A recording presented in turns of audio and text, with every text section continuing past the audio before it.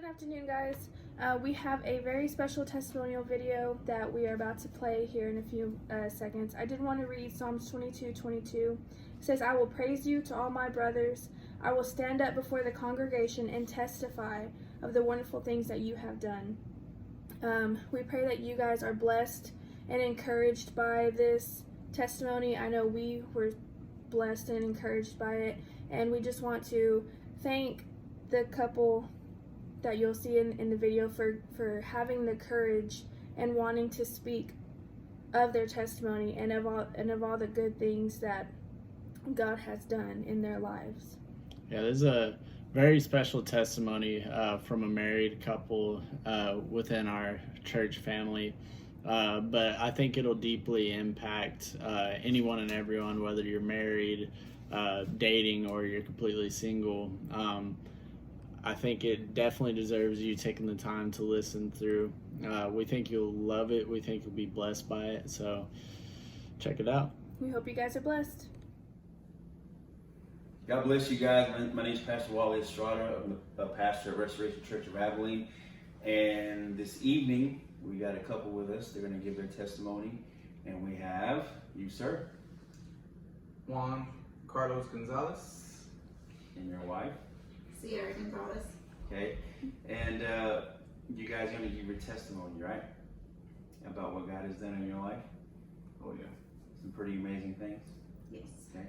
So before we get into exactly what happened, just tell me a little bit about yourself, where you grew up, you know, what was your childhood like, your teenage like? For me, I grew up here in Abilene. Just for me, growing up was kind of weird. I mean, I did have some older brothers and an older sister. I spent a lot more time with my older sister. And she kind of introduced me to a different kind of lifestyle. Because I noticed when I was growing up in elementary, you know, I was really into it. I was really about school, and I was really about my grades, and pretty much girls or anything like that didn't affect me, you know, at that point in time. But when I got introduced to, you know, the boyfriend that she had in her life at the time, which happens to be my nephew and my niece's father, it just kind of changed the game for me, because they were about that gangster life, that thug life, I guess, if you wanna call it. But they were pretty hardcore, man, into that kind of lifestyle. So whenever I got introduced to that changed it a lot for me, because I think maybe if I didn't get introduced to that, maybe I wouldn't have got introduced to my wife. You know what I mean? I probably wouldn't have clicked with her or whatever. I don't know, but that lifestyle, it really, you know, affected me, and it probably affected, you know, our marriage later on down the line. So before you go any further, so what about your childhood? You grew up in Abilene? No, I grew up in San Angelo, and my mom was single, so she raised 5 kids on her own.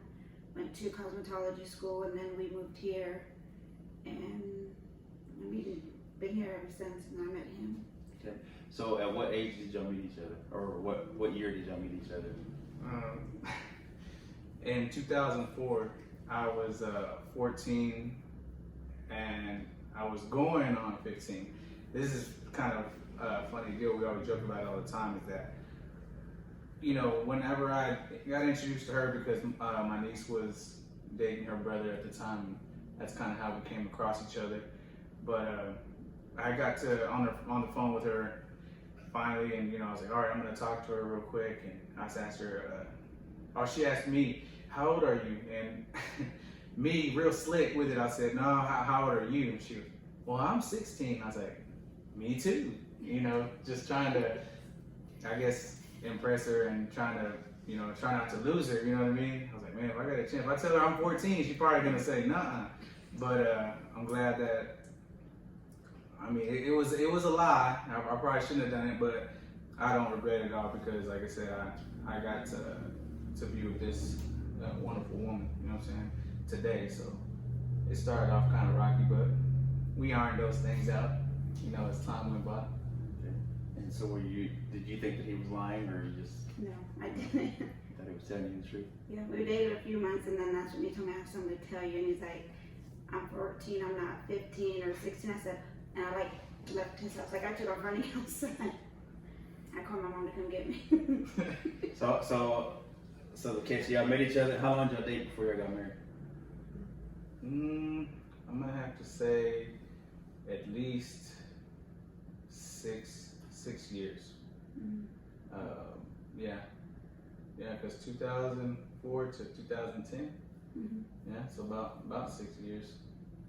Okay. And so, how was your first few years of marriage? It was, to me, I mean, I always thought, going in, I was like, it's just a piece of paper. You know what I mean? I told her that, man, we're gonna do this, but it's just, everybody's saying that we should, because we've been together so long, we have kids together, that we might as well just be married. And I thought to myself, okay, well, it's just a piece of paper. You'll have my last name now. It really wasn't taken, I don't think, as serious as it should have been. You know what I mean?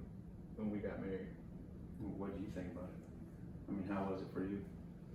I mean, we had issues before, but it was more, I think we waited so long to get married just because I seen what my older sister went through. Like, she got married, she had a kid, and because she had a kid with that guy, their family was like, oh, y'all need to get married, y'all need to get married. And I told Carlos I didn't want to jump into something and end up like my sister, because they jumped into a relationship and not even a year, they weren't even married a year, and she was already gone, so I waited. And then I told him, because at that time he was, drinking was his thing, and I just felt like, okay, if we get married, this thing's gonna get different, maybe it'll change things, but it didn't change anything. Okay. At the moment. And so did the drinking get worse into the marriage, or? No, I think it stayed the same. The only thing that kind of was a conflict is like he has friends, and his friends would kind of, the way I looked at it as a friend, his friends would be like, okay, well, you're already married to her. The wife's position is to stay at home and take care of your kids, and you go off and do whatever you want to do, and she's just supposed to be there waiting. So I guess that's where he kind of went towards, okay, well, this is my best friend, and you're at home with the kids. As long as I know you're at home, you're good. And is that what you thought? Is that Man, pretty much your attitude? I mean, yeah, my attitude was just, it was really in the worst, kind of attitude you could have. It's just like, I don't know, I just thought that I could do whatever I wanted to, and there'd be no, I wouldn't get any, I guess, negative feedback from her, because she kind of kept quiet, you know what I mean? She kept real quiet, and she took care of me, you know what I mean, no matter what. And sometimes it was scary, because I'd be like, okay, coming home all in the morning, and she would just be there, what can I get you? Can I help you? You know what I mean? You need medicine, you feeling sick, and this and that. And here, I made you breakfast, and I'm like, you better eat some of that first before I take a bite of that. Nah, but seriously, I think, yeah, my attitude was bad. I look at it now, from now where I'm at now, and think like, if I were in her shoes, it'd been on. I probably would have stood baby oil on the ground, got a belt. Said, boy, you need some act right. But yeah. So did you drink? I did, but it wasn't to the point to like I had to have it. I can go months without drinking. Like if I did drink it, probably like 1 or 2, and then I'm good. I don't have to have it. Okay. And so did you stay at drinking, or did it lead to other drugs, anything like that?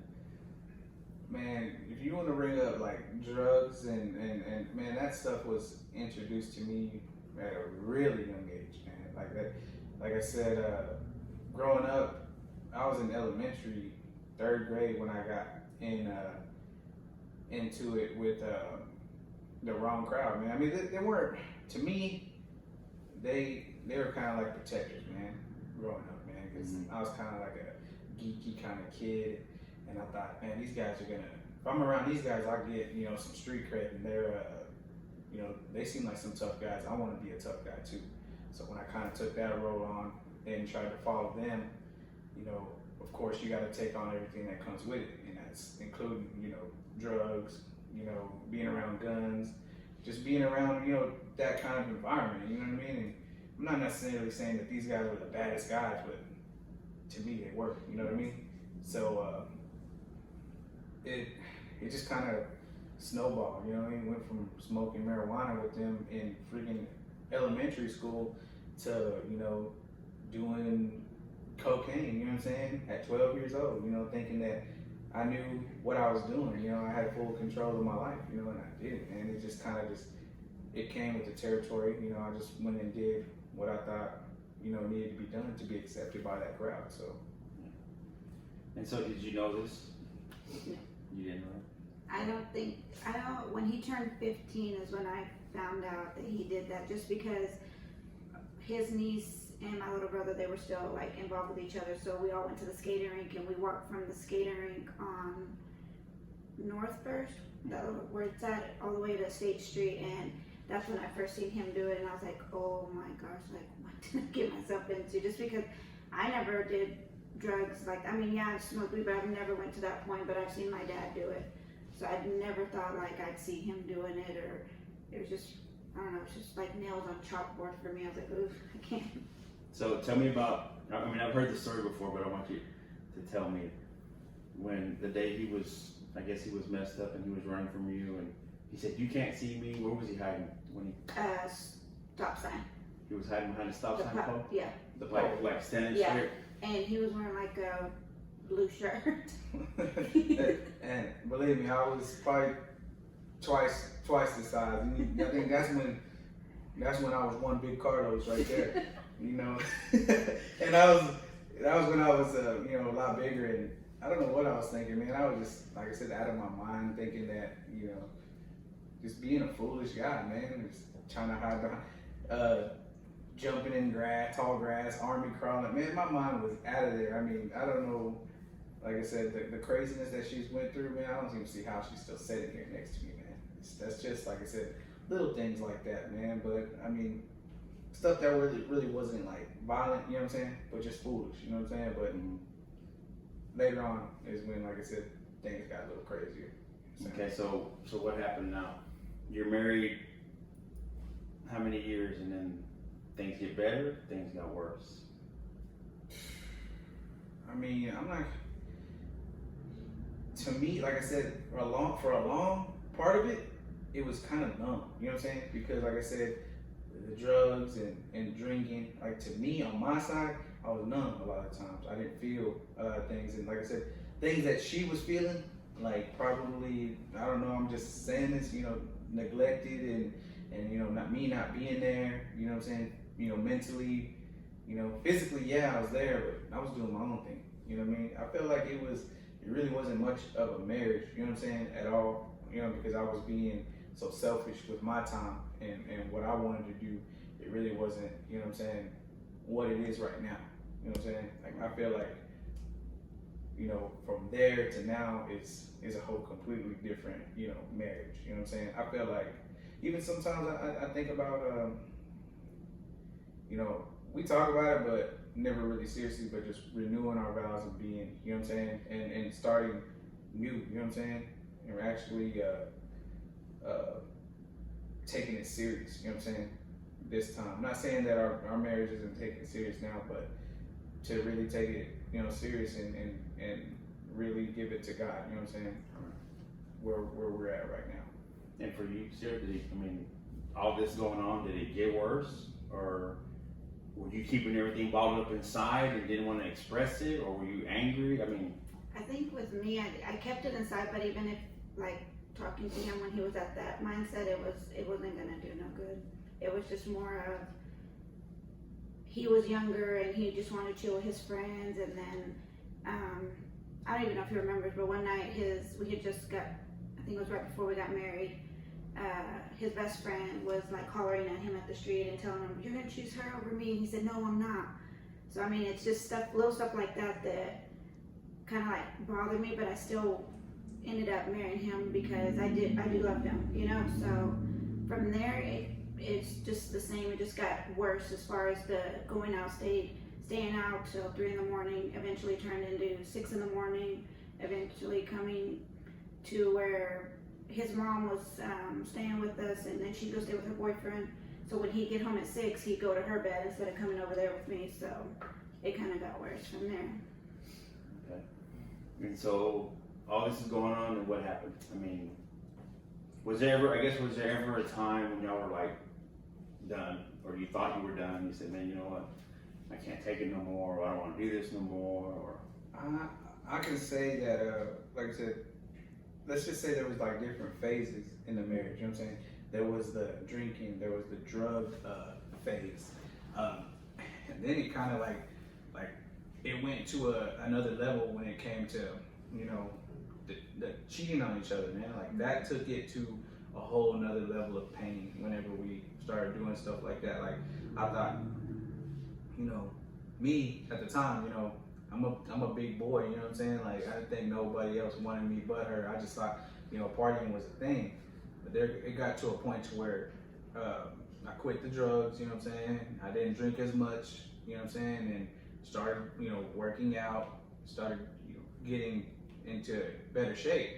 And I started realizing, man, I'm not really bad looking at all. And then I started getting eyes, you know, towards me, and it caused me to make some stupid and wrong decisions, you know, towards my wife. So once we went down that route, it kind of seemed like it was a back and forth thing, you know what I mean? Like I would do it, you know, and of course when she realized I was doing it, she was like, nah, you know, and then it came back on me, you know, just the pain, just back and forth, jabs toward each other, you know, back and forth, being unfaithful to each other. It caused real, you know, I don't know if we started to hate each other or what, you know. I thought, you know, a lot of times we're like, man, we gotta be here for our kids, you know what I'm saying? We gotta be here for our kids, and it was just like everything, you know, bad that could happen in a marriage was actually happening, you know. It seemed like all at once, you know, or one thing after another at least, you know. We're like, okay, the drugs is done, and we move into this phase, and you know, it was like,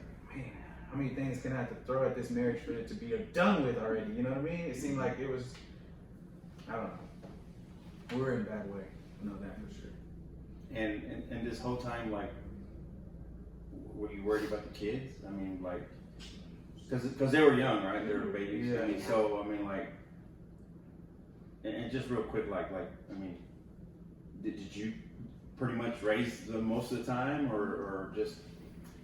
I mean, I did he was on drugs when I had Soraya. Actually, when I had her at 4 in the morning, and he literally was there when I pushed her out, and then he was gone and went home and fell asleep, and then I didn't see him till later on that next day at nighttime. But when I had Ariana, Ariana was born on September 17th, so that Halloween, that next month, that's when he like completely stopped doing drugs, like cold turkey, like stopped. So with her, I mean, Ariana got a little bit of him as being sober, not on drugs or anything, and Soraya was still more towards me, so he kind of had to build that relationship with Soraya growing up, and you know, because he didn't have that with her. Yeah.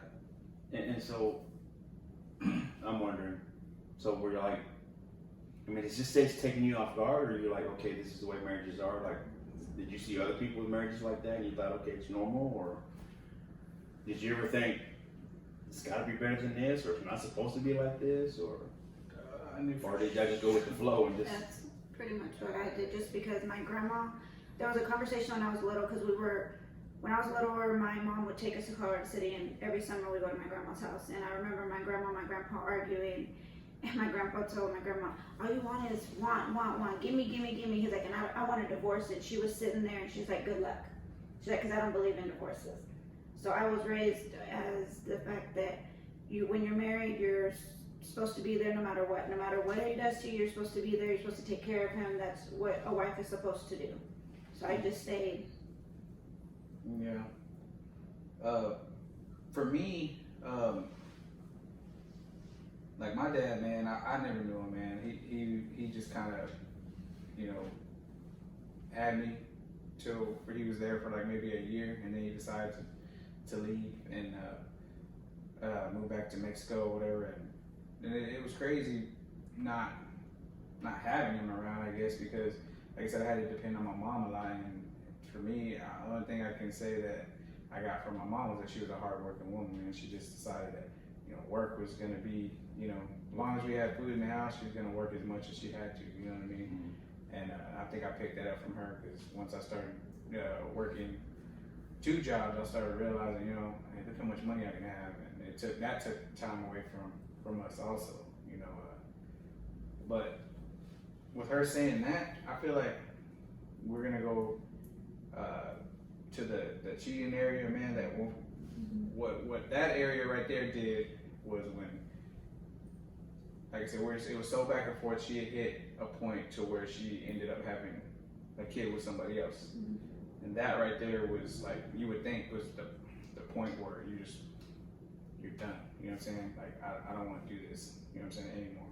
It's not fun anymore, you know what I'm saying? Mm-hmm. And it pretty much broke me down to a level where I didn't think I could get that far down, you know what I'm saying? Like, I had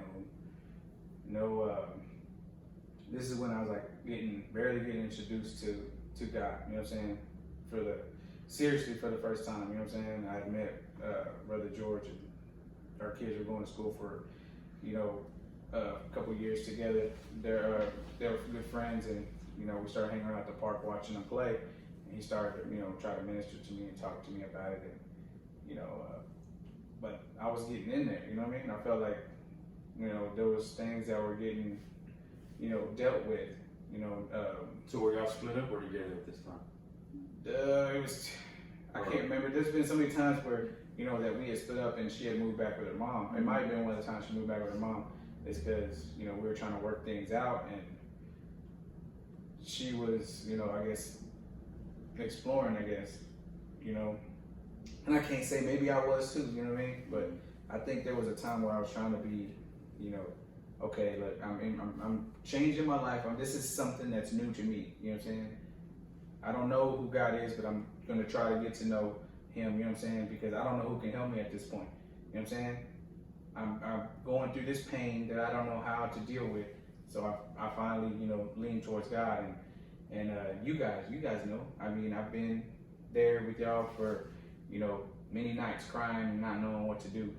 You know, it was painful. It was something that I never thought I'd experience. And, you know, I had 2 girls with her already, and you know, we're having another kid, but knowing that it's not mine, it was just something that it was hard to swallow, you know what I'm saying? But if it wasn't for God, I feel like I wouldn't have been able to make the decision that I made at that time. Was, you know, and I remember saying, God, I can't do this. He's like, yes, you can. You know, we're gonna get through this together.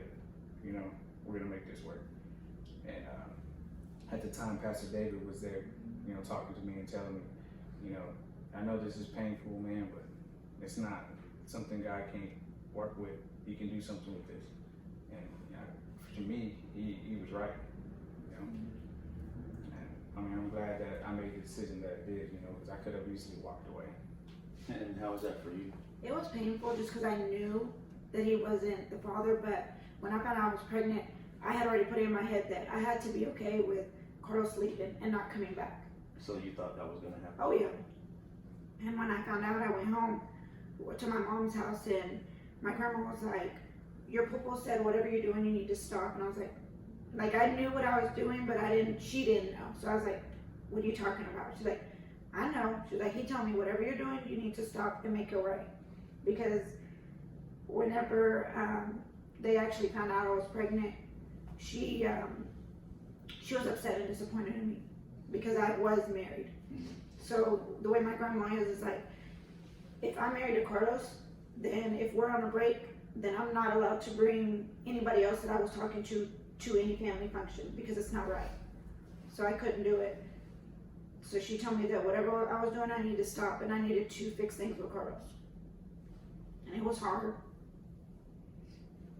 And so when he started, you know, getting to know God, I mean, where were you at that point? When he was starting getting to know God, I mean, where were you at in that? Were you wanting to know God? Were you like, no, I don't want to right now? Or I don't think it's did you think he was serious? I mean, no, I didn't. Just because it's like, he would change the course pattern for the past few years. When we first started dealing what we were dealing with this, he would change to get what he wanted.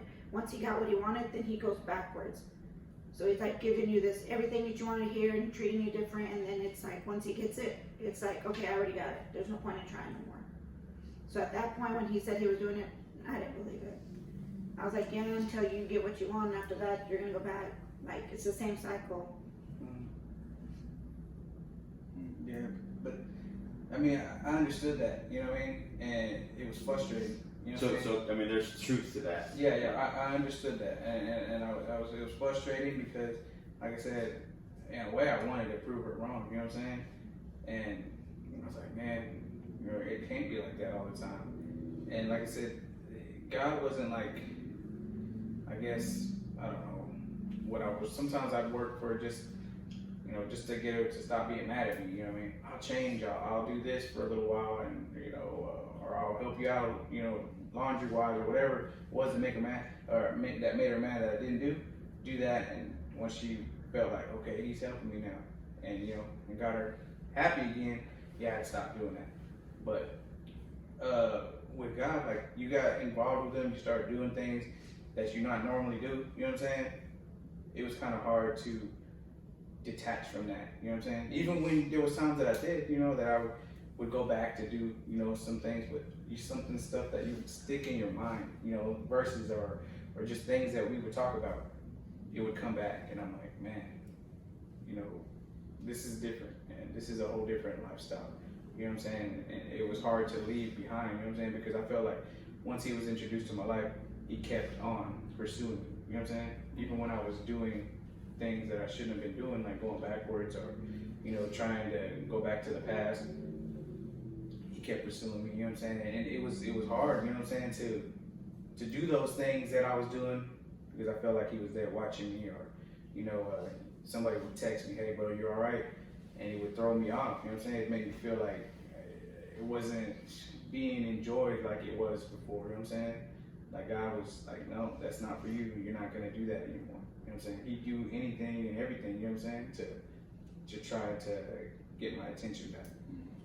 And going on to, you know, I think me leaving, whenever I had got to the point where I decided to leave and go finally leave and move out and do my own thing, and thinking that that was the right thing to do, even after knowing God, you know, as long as I did, and you know, having Brayson and already being like 2 years into, you know, loving him and taking care of him and accepting him as my own kid, you know what I'm saying? And a lot of people say that was dumb of me to do, you know what I'm saying? You stupid, you should have never done that, you know what I'm saying?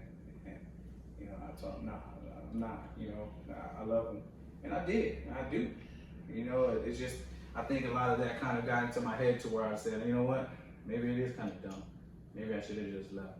Because, you know, I let that sink in, and I finally decided to move out and say, you know what, I should have just left, you know, when I found out, and I'm going to do my own thing now. And I think the roles reversed for me is that I went out pursuing someone else, thinking that that was better, you know, and I thought, man, you know, it feels good to be free. Maybe this is what she was feeling, you know, to get away from this marriage, because sometimes it just didn't feel right anymore. And I felt like at that time, she started to realize who God was, you know what I'm saying? She started to pursue him, you know what I'm saying? And I think that when she decided to, things started to change, like for real, you know what I'm saying? For me, and I think for her, I know for her for sure. So what was that for you? Like, what's he talking about when he said you began to encounter God? I mean, The day that he actually like moved out, like I went into like this deep depression, and my brother and his wife said, come to prayer with us, and it was, I don't know that church name. Life Church. Yeah, that one. And I went Monday, and I didn't want to go, but my brother was like, just come on, let's go. So I go, and I left the kids at home because Brayson was not feeling good. I left them at home with his mom, and we were there praying, and this lady just like walks up to me, "Can I pray for you?" And I was like, "Yeah," like, sure. You know, because at that point I knew who God was because I grew up in a church. I grew up Catholic, but I didn't know what he could do. What, you know, everybody says that nothing's impossible for God. Well, I knew God, but I didn't believe it at that point until I had to see it to believe it. And after like walking out of that church, after that, like it felt like a weight lifted off my shoulder. So from that point, I was talking to Nita, and she was just telling me, just, you know, show Carlos grace, because he was saying some awful things to me. You know, like, there's nothing left for me in my heart for you. And I was still like, when he worked at Bingo, I'd still take him some tea just because I felt bad, like, he can't cook, so I need to make sure he's eating, making eye appointments for him, even with him being with somebody else, you know. And still, from that point, I just started getting more into it. And they say God confirms things 3 times. And when I went to the Cricket store to take my phone number off his account, the lady was like, "I don't know what you're going through, but it's going to be okay." And I was like, okay. And I just, you know, left it at that. And I just started to pray. And then I think it was Easter that was coming around, and True Light had a week-long service, and I went faithfully every day, praying for myself and for Carlos and my marriage. And that was like tough because at that time, Carlos had changed his phone number. That girl that he was with, like, was doing the most horrible things that anybody can do to a child. You know, like reaching out to her and saying things to her, and it's like I could never get Carlos to understand that. So at that point, I just started praying and asking God, like, if you want me to be done with Carlos, like, give me strength to move on. If you don't, then give me the strength to fight for it. And every day I kept praying and praying. And then one of my friends that I went to school with, she asked me to go watch a movie with her, and I went. And from that point, I don't know, it just started changing with Carlos. Like, he was wanting to know what I was doing. And I remember when we went to church, he was sitting behind me. He was like, just asking me random questions, like, "Where'd you get your sandals?" And I'm like, "Can you please just leave me alone so I can get through church?" And he was like, "What perfume are you wearing?" I'm like, "Oh my gosh." And then we went to do Easter with y'all, and that night he said, "Can I come over and talk to you?" And I was like, "Sure." And that point, he's like, "I'm just starting to feel like I felt when you were staying at your mom's." And I was like, "What do you mean?" He was like, "Wanting to know where you're at, who you're with, what you're doing." And at that point, I didn't want to completely let my guard down, so I just kept it, you know, casual, just said, okay. And we talked every now and then, but in my back of my mind, I'm like, if I let my guard down, he's going to continue to do what he does. Like, this girl took a toll, not only on my marriage, but on me and my kids. Like, she was the horrible person. You know, to say the things that she says about children it's just beyond me. I can't. But I could never get him to understand it. And at that time, the girls didn't even want to go over there. The girls didn't want to go to his apartment. The girls didn't want to be around her. And the more I prayed, it's like I seen different changes in him. Like, he'll call, and I was just like, don't answer his call, don't answer his call. He'll call at 11 o'clock, and I was like, "What do you need?" "I just want to see what the girls are doing." I was like, "Carlos, the girls are in school. You want somebody to talk to? Call your girlfriend." And from that, I just started seeing him changing, and I couldn't understand why. And I think that's when I noticed that God was doing something, because he was making it seem like there was nothing left in the marriage. And so what happened? The light turned on, or you just one day you just said, "You know what, I'm gonna go back home," or what? Nah, it was, man, like she said, man, I was bad, man. I was bad to her, and like I said, I don't see how she was still sticking it out. Like I said, I think her seeing and experiencing, you know, God's love, you know what I'm saying, and grace and mercy, she just pretty much took all that in and threw it at me, you know. And I was like, you know, thinking, "Man, you're dumb. You know, what are you doing?" And yeah, I was thinking that was something that was gonna last, man, and where I was at, and it definitely wasn't. You know, I was like, why am I doing this? I kept questioning myself. I questioned a lot of things that I was doing at that time, and when I started thinking, man, you question yourself this much, man, something ain't right. You know what I mean? You trying to see your kid. I was missing my kids, you know what I'm saying? I was around someone else with her kid, and I was thinking, man, I miss my kids, you know what I'm saying? I miss my family, times being with them. And I was like, man, something's got to, change a little bit inside me. I wouldn't deny it all the time. I would deny it and say, there's nothing there, but it was growing, you know what I'm saying? It was starting to chip away, especially with the love that she was showing me. And, behind the craziness that I was showing her, I was like, man, this got to be, you know what I'm saying, God, because I experienced God before, you know what I'm saying? Mm-hmm. Yeah, I experienced it that day in the hospital, when someone hurts you and you still show them love, you know what I'm saying? I know that. It pretty much, like you said, like the light came back on, my heart started to get soft, you know what I'm saying? It wasn't hard anymore, and started to, I almost felt like the Grinch. Heart just grew, you know what I mean? Started thinking, man, I see, man, that, she's trying, man. I feel like all the times that, I was saying that I was for real, she was like, nah, you know what I mean? I don't know, if she felt the same way that I did, because like I said, seeing her doing those things is showing me that grace and mercy, man. I was just like, man, this woman's different, man. This ain't the same Sierra that, you know what I'm saying, that I've been with all these years, you know what I'm saying? And then I remember George calling me too one time. He was mad, boy. He's like, hey, your kids miss you, man. They need you. He's like, man, if I find out that you're making them girls cry anymore, he's like, you're gonna have a problem with me. He's like, I'm tired of them coming and crying. He was like, it makes me mad because they love you. That's all they want is their dad. And I was like, oh, okay. I was like, man, chill. But low-key, I hung up and cried. I was like, man, he's right. You know what I'm saying? My kids need me. They need their dad. And then I remember you telling me too one time, you're like, man, Sierra's healing. And she's fixing once her heart heals, she's either gonna move on, you know what I mean? This ain't gonna be an issue for her anymore. And I'm like, he's like, God's healing her heart, and she might just move on, bro. This is it for you. What are you gonna do?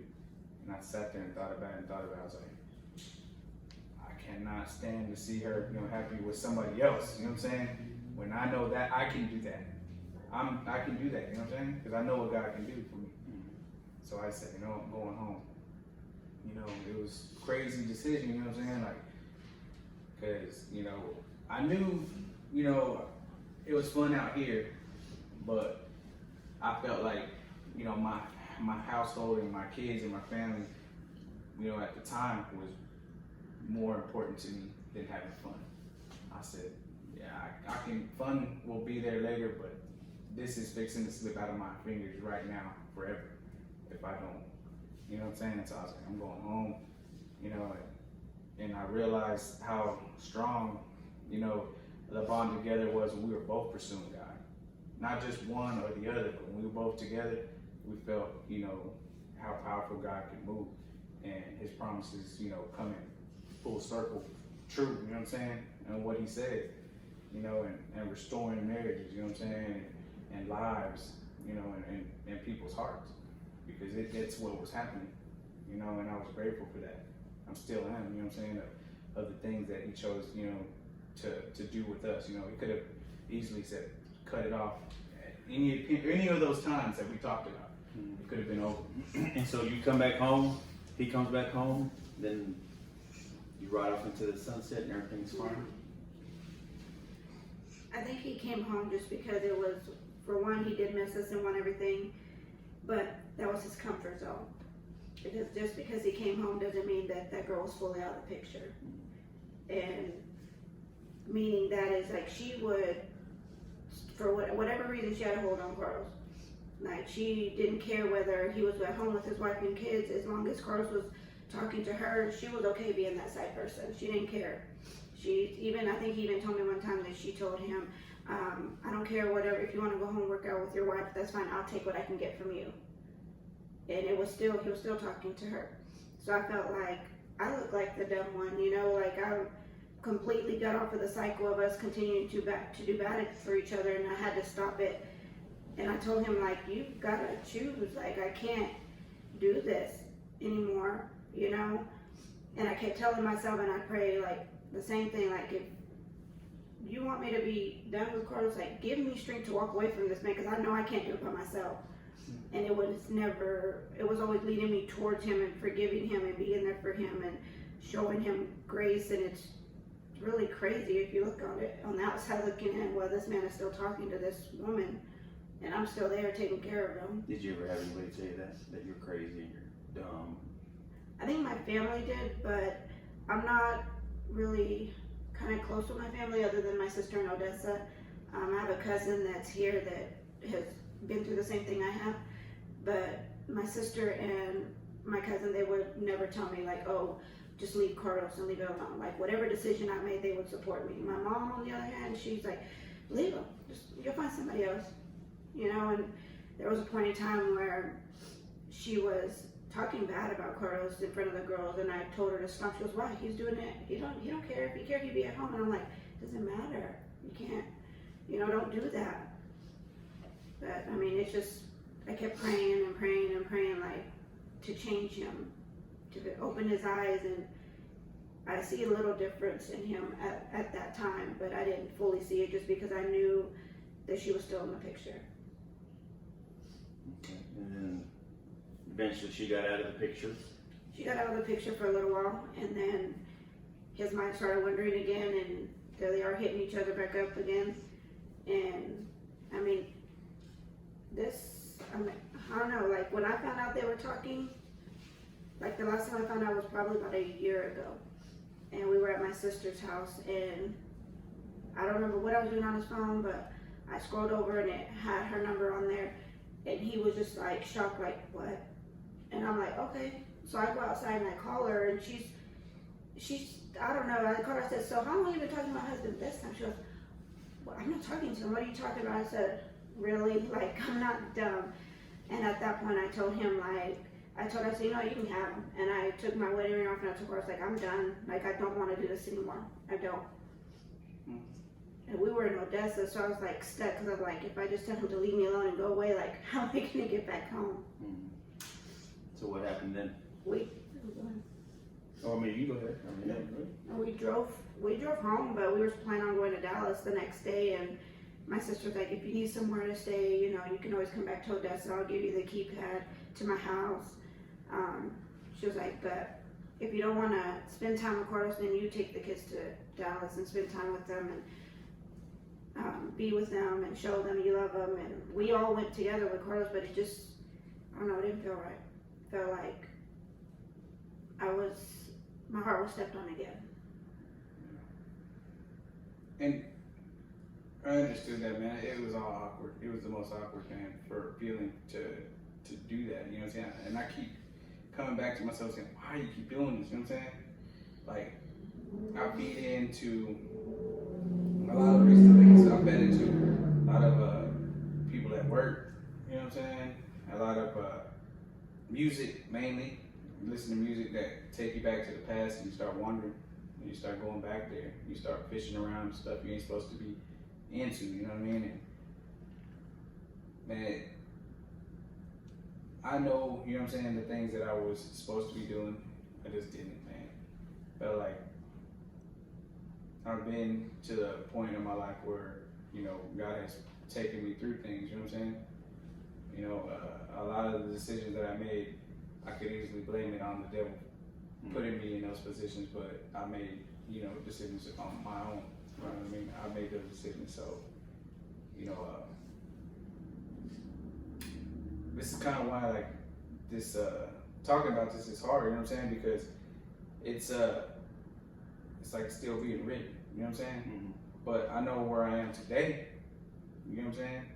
And I know who I put my trust in, you know what I'm saying? And I do put it in God, but a lot of it, I trust my wife, you know what I'm saying? With my life. Because, you know what I'm saying? All the things that we've been through, I just feel like, you know, I wouldn't have wanted to go through any of that stuff with anybody else. You know what I'm saying? I'd rather everything that we go through, man. I'm glad that it was with her. You know what I'm saying? Not with anybody else. This it just shows me how strong. You know what I'm saying? That we both are, and how strong this marriage is. You know what I'm saying? With us together. I just, like I said, I'm thankful, man, for where we are right now. You know what I'm saying? God is in our lives. You know what I'm saying? He's in our kids' lives, and I feel like He's only gonna do, you know what I'm saying, better things for us as the time goes on, because we are mature.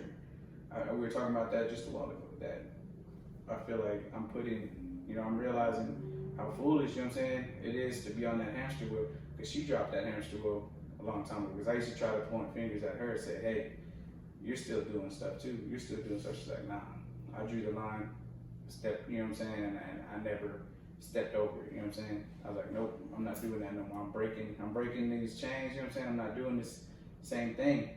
You know, and me, I didn't. You know, I kept on holding on to little bits and pieces, and they would grow, and I'd eventually do the same thing again. I feel like now that, can that pop up again? I mean, it could. But I have tools, you know what I'm saying, to fight stuff like that off. I have people, you know what I'm saying, that are willing to be there to help me fight stuff like that off. You know what I'm saying? To me, I'm keeping, you know what I'm saying, my feet rooted, you know what I'm saying, and my brothers and my sisters and God, you know what I'm saying, because I feel like every step of the way He was there, even when I didn't want Him to be. He was there for me. He was there for, for her, for my kids, for my wife, like I said, I'm grateful for that, you know what I'm saying, and I know as the older that I get, the more wisdom I take in, you know what I'm saying, the more I learn from my mistakes, and like I said, I'm more than grateful, you know what I'm saying, to be in the position that I am in right now, and to have been given as many chances that I've, been given, you know what I mean, because it's almost like, dealing with God, because God seems like He gives you unlimited, you know what I'm saying, chances. Every day is a new day. Mm-hmm. It kind of seemed like that with her, that every day was a new day, but also you learn that you don't want to take advantage of God, you know what I'm saying, just because He gives you a clean slate every day, you don't want to take advantage of that, and I'm learning that with my wife, you know what I'm saying, just because she forgives you, it doesn't mean give you a free, ticket to do it again. You know what I mean? I'm learning from that. You know what I'm saying? I don't want, my wife to think of me as that man forever. You know what I'm saying? Because I know God can do, you know what I'm saying, some amazing things. And like I said, he's going to. You know what I'm saying? Yeah. So you guys are in a better place now. Yeah. Much better place now. Oh, Yes. Like, what are some big changes that have taken place since now?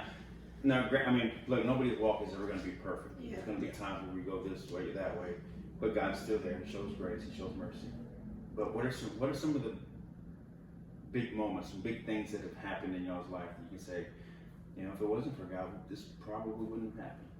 Like blessing wise? Yeah, blessing or just I mean, just being able to have a job for me, you know what I mean, has always. I've been working in the same place for almost 6 years. I believe that He's blessed her a lot, with her job, because at the point where I was gone, she didn't have a job. She was too hurt and, full of pain to have a job, I guess, at the time. But yeah, now I feel like He's, financially blessed her a lot.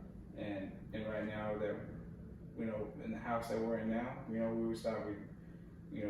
didn't mind our house, you know what I'm saying? It's just, I felt like it was some time for something bigger, and He allowed for that to happen. You know what I'm saying?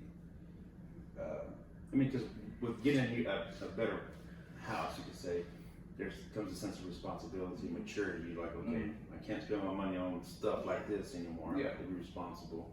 Yeah, but at the same time, it's like, to me, it feels like more inviting. I feel like we can invite, anybody and everybody here, and have more room and be able to, spend time together, you know what I'm saying? And to me, one of the biggest blessings too is is how much fellowship that we've been having lately. Like we've been really connecting with Brother Barney. You know what I'm saying? We're always kicking with Brother Barney, and God just has actually been filling our life with things to do. You know what I mean? He's like, you know what? I'm not gonna give you time to think about those things anymore. I'm not gonna give you time to think about the past. You know what I'm saying? Anytime you think about the past, you think about me. You know what I mean? Think about what I brought you through, and you know, and now, like I said, he feels us so much. Like I said, with either fellowship with somebody or just, you know, in general, you know what I'm saying? Just being there, wanting to be there, and going to church. And we may be outside, but you know, you feel happy seeing your brothers. You feel, you know what I'm saying? You feel happy seeing your sisters out there.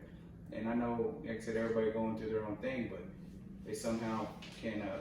God can always put a smile on their face and show them, you know what I'm saying, that we're there to finish the race together, you know what I'm saying?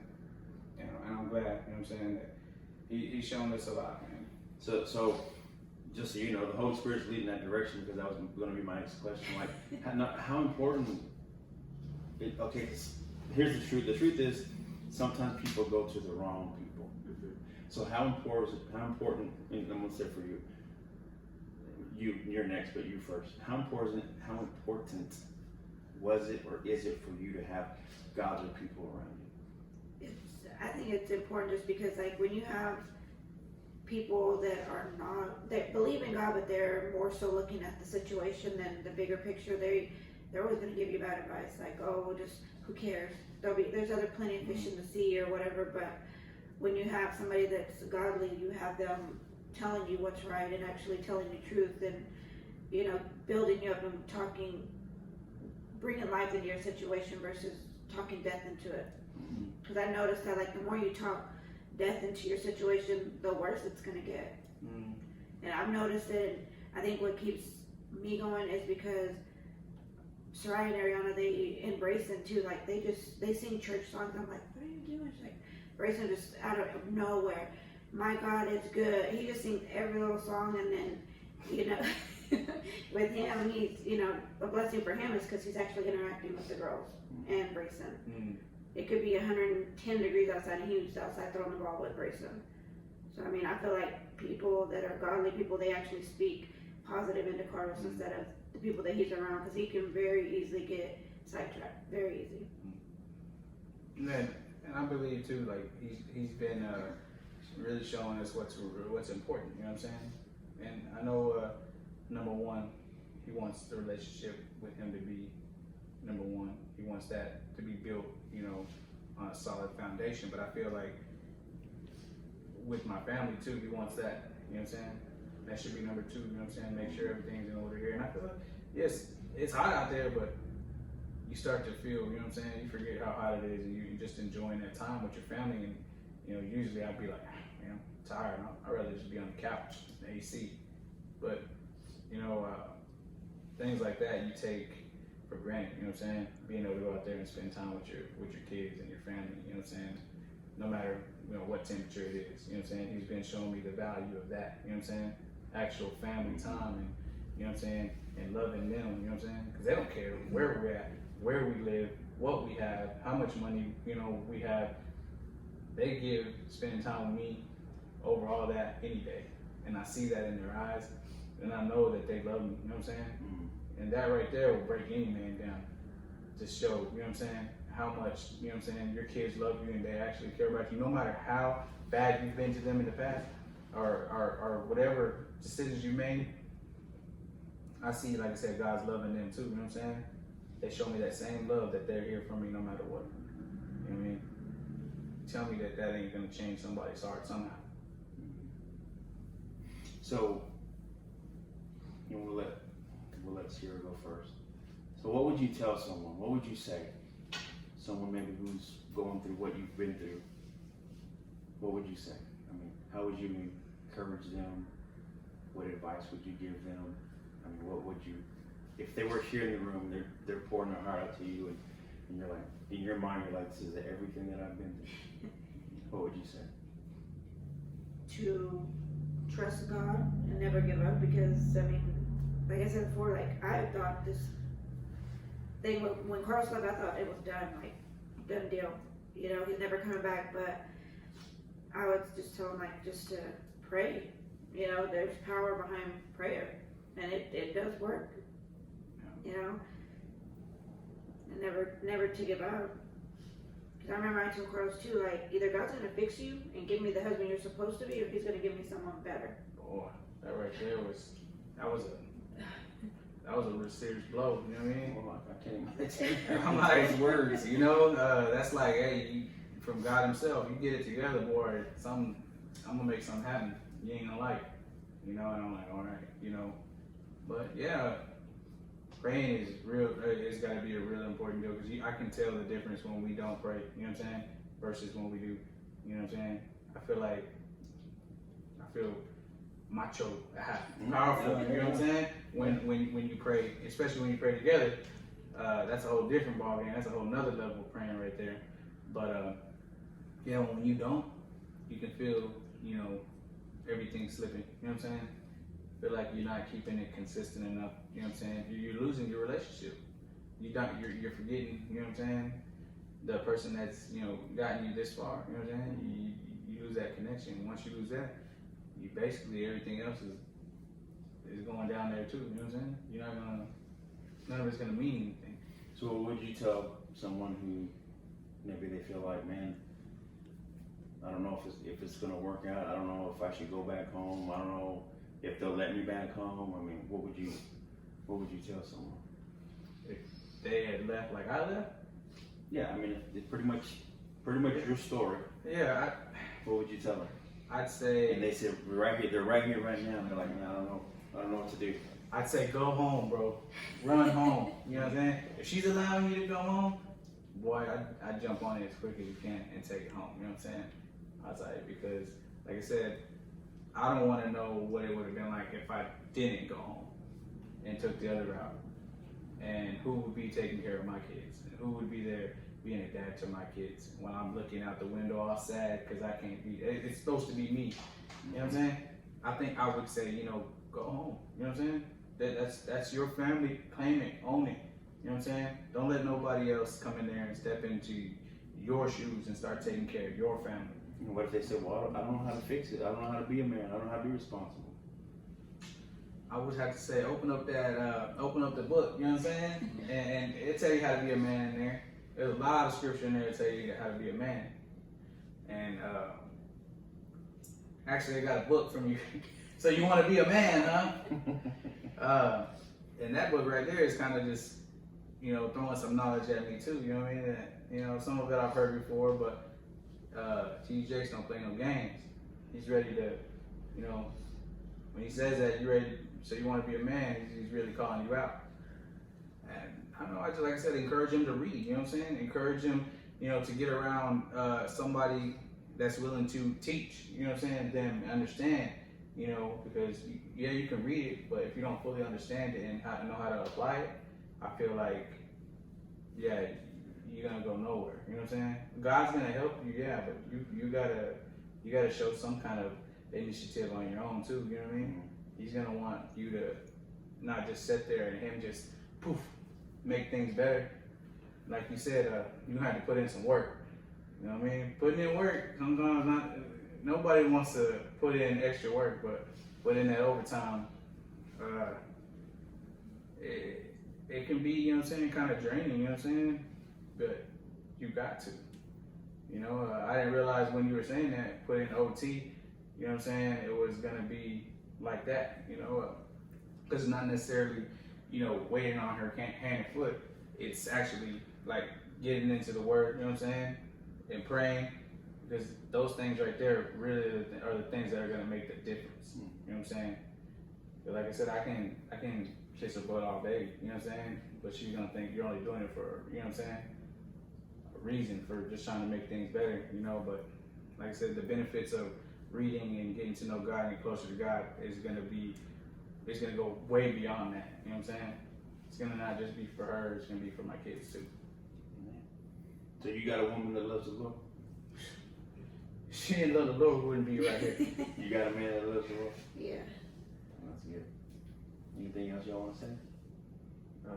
Just from what I don't remember if Nita told me or a girl from that other church, but when I was like transitioning or changing from who I was to actually get off the hamster wheel, they said something to me that kind of like stuck with me, that because when they said when you marry somebody, you become one.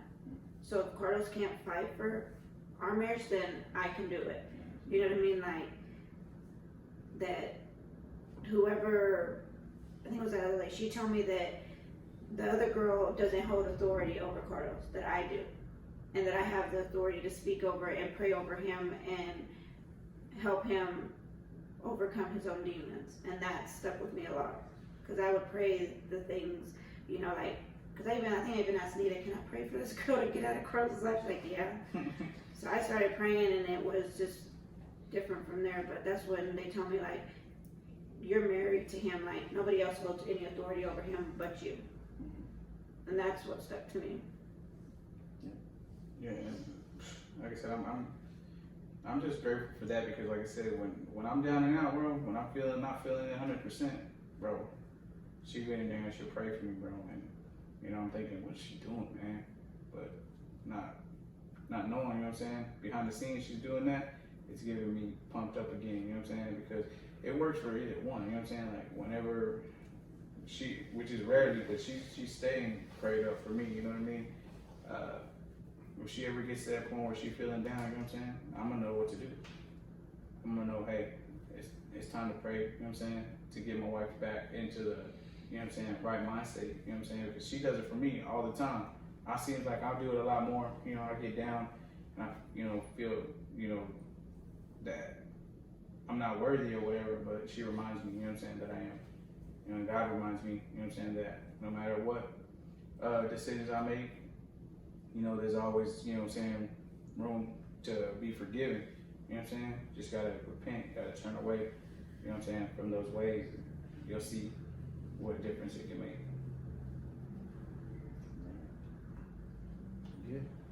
Well, I appreciate y'all sharing it. I know it was tough, but I think there are actually people that need to hear that. You know what I mean? And if it's, I think you said it earlier, if it just touches one person's life, if it helps them, then it's worth it. Yeah. And sometimes we're like, God, why do you gotta use my pain?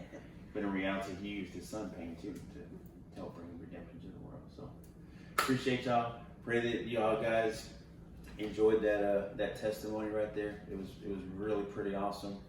And God bless y'all.